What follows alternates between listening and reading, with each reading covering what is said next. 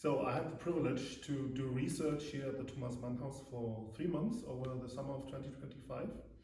And the overall title of the project was basically if and what kind of responsibility corporations do have in upholding democracy.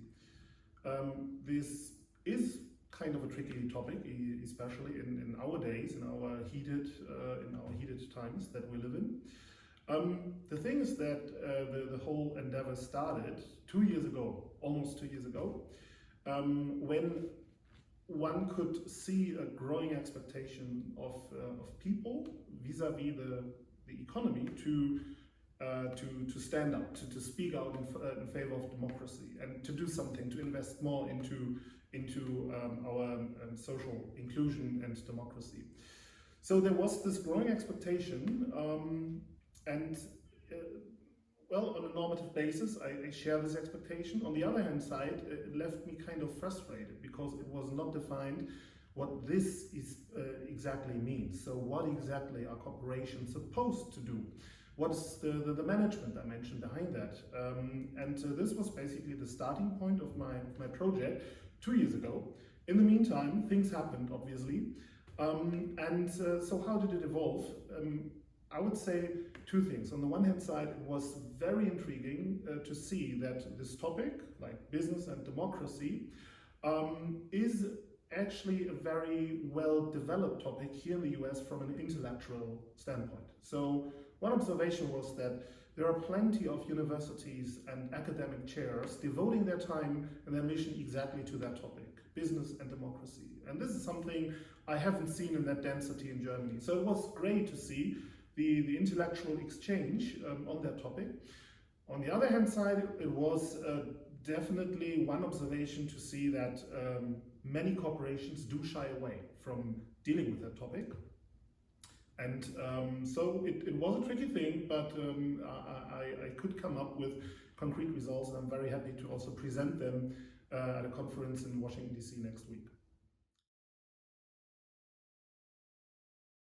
So obviously it was a great life-changing experience being here in the former exile villa of Thomas Mann and his family. One can really feel that the house incorporates so much history, so much German history actually.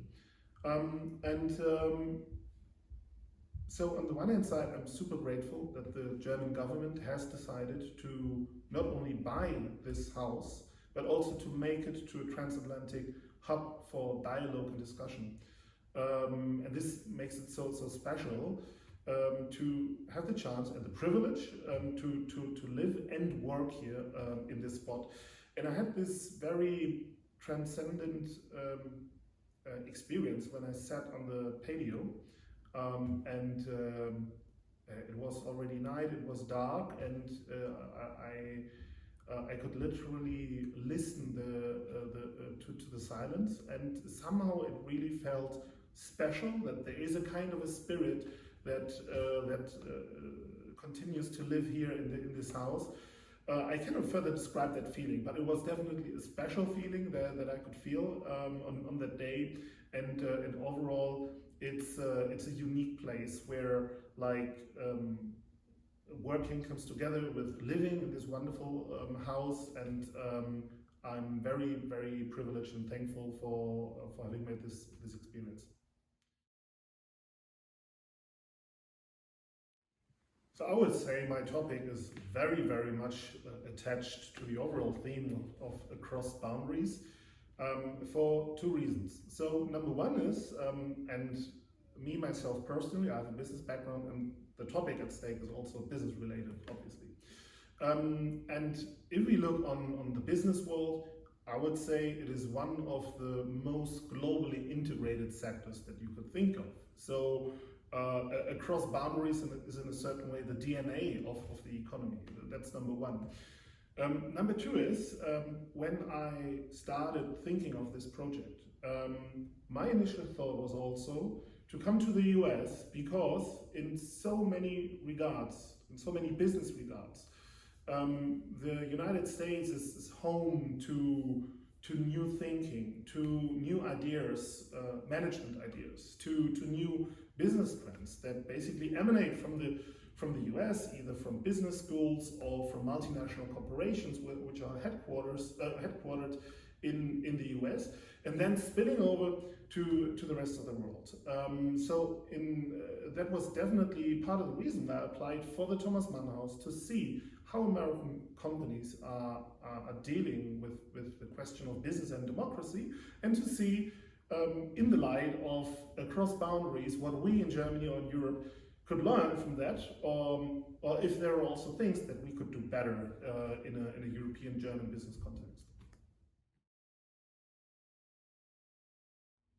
So I need to disappoint you, because there was not the one and only highlight. I would say there are plenty of highlights, and I would categorize them into 3 buckets. So first of all, the one highlight was a collection of different everyday experiences. So first of all, living in this house, waking up, preparing breakfast and my coffee, and it all feels so special. Every morning felt like a highlight, obviously. I was also cruising on Sunset Boulevard from doing the groceries and coming home, so I really don't know what or why this street is so special, but it felt special. And so there are these like little bits and pieces of everyday experiences that definitely make up the first bucket of everyday highlights. So that's number 1. Number 2 is, to me personally, the fellowship at the Thomas Mann House is all about human connections in a certain way. And it was so great to live room by room with outstanding fellows who are leading in their professional area of responsibility. So every day felt like a learning day, where I could learn so much from the other fellows, and also from the management team of the Thomas Mann House. And this is definitely one highlight, living together in this intellectually super intriguing environment of outstanding people. That's number 2. Number 3 is, and I need to admit that, as a European child, I had the chance of attending an Oasis concert. And now comes the very tricky hypothesis. So I would say Oasis is the European Taylor Swift. Why do I say that? So when Taylor Swift was on tour in Europe, there were so many Americans actually traveling over to Europe, attending her shows, and overall it was still a cheaper experience than watching her shows in the US. So in a certain way it was similar with Oasis. It was way easier and also cheaper to get the tickets here in the US. And actually it's also a very personal relation, because the band has definitely accompanied me over my childhood and my youth, but back in those days tickets were either too expensive or I was just too young to attending their shows. And it was just a coincidence when I found out that they're giving this show in Los Angeles, Rose Bowl Stadium, especially in that time when I will be in LA. I was lucky enough to get tickets, and it was a very emotional show. I needed to cry during the show because there were so many remembrances coming up. And so if you want to nail me down, if there is like one single highlight, I guess it is this Oasis concert.